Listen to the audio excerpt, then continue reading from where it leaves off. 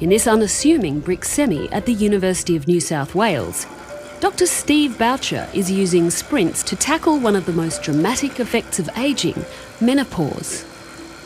The decline in estrogen, which will be 90% or no estrogen at all, is accompanied by a whole array of heart and vascular and metabolic effects.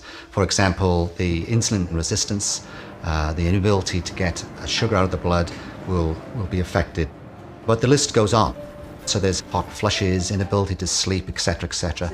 During menopause, the loss of oestrogen also helps pile on visceral fat, the dangerous fat around your internal organs.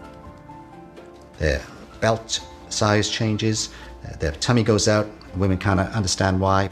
So why is the visceral fat bad? Well, it drains into the liver, and it's far more blood supply and some nasty chemicals in there called cytokines that makes the liver inflamed. And we think that's one of the major drivers of type 2 diabetes. So we think if we can reduce the visceral fat, which we know is much easier to reduce than the fat on the outside of your body, this subcutaneous fat, then we should see an array of positive health effects. All right, you're at my house now. Instead of flat-out sprinting, Steve's developed his own sprint protocol he believes is easier and safer, but just as effective. Here we go!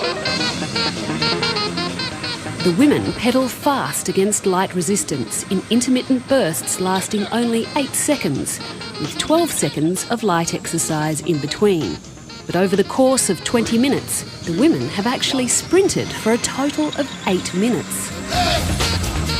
Awesome! It's not hard exercise, it's fast exercise. So sprinting fast, moving the legs quickly seems to be one of the key ingredients to the success of interval sprinting. Well done. So far, the menopause study also looks promising.